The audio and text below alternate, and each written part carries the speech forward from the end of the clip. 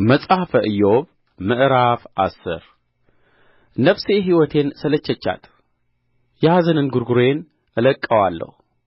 በነፍሴም ምሬት እናገራለሁ፣ እግዚአብሔርን እንዲህ እለዋለሁ፣ አትፍረድብኝ። የምትከራከረኝ ለምን እንደ ሆነ ንገረኝ። ልታስጨንቅና የእጅህን ሥራ ልትንቅ የኃጥአንንስ ምክር ልታበራ በአንተ ዘንድ መልካም ነውን? በውኑ የሥጋ ዓይን አለህን?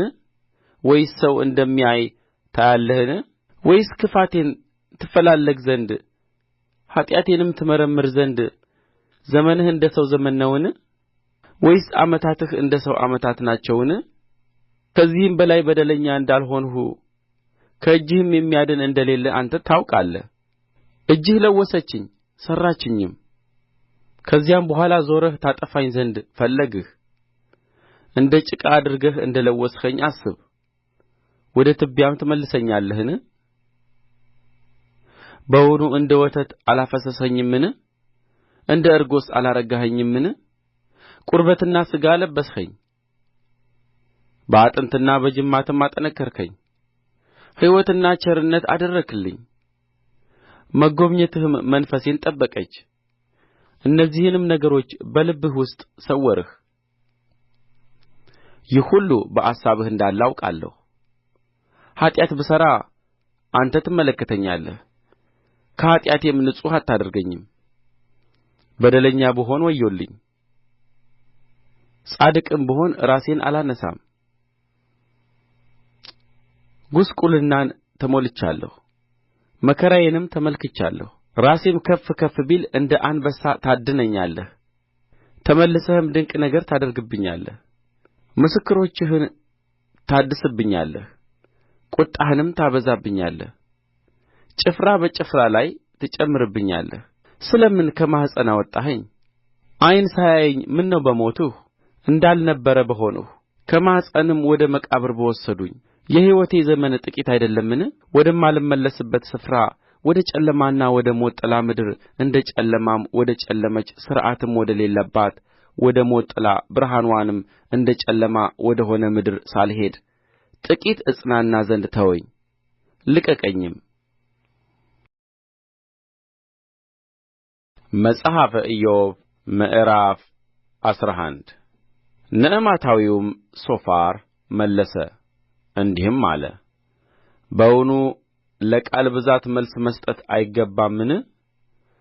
ወይስ ተናጋሪ ሰው እንደ ጻድቅ ይቈጠራልን? ትምክህትስ ሰዎችን ዝም ያሰኛቸዋልን? ብትሳለቅስ የሚያሳፍርህ የለምን? አንተ ትምህርቴ የተጣራ ነው፣ በዓይንህም ፊት ንጹሕ ነኝ ትላለህ። ምነው እግዚአብሔር ቢናገርህ፣ በአንተም ላይ ከንፈሩን ቢከፍት፣ የጥበቡን ምሥጢር ቢገልጥልህ! ማስተዋሉ ብዙ ነውና እግዚአብሔር ለበደልህ ከሚገባው አሳንሶ እንደሚያስከፍልህ እወቅ። የእግዚአብሔርን ጥልቅ ነገር ልትመረምር ትችላለህን? ወይስ ሁሉን የሚችል አምላክን ፈጽመህ ልትመረምር ትችላለህን? ከሰማይ ይልቅ ከፍ ከፍ ይላል። ምን ልታደርግ ትችላለህ? ከሲኦልም ይልቅ ይጠልቃል። ምን ልታውቅ ትችላለህ? ርዝመቱ ከምድር ይልቅ ይረዝማል፣ ከባሕርም ይልቅ ይሰፋል።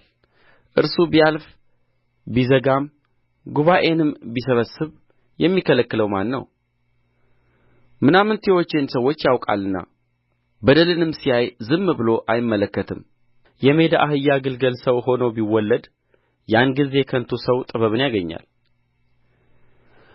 በእጅህ በደል ቢኖር አርቀው፣ በድንኳንህም ኃጢአት አይኑር።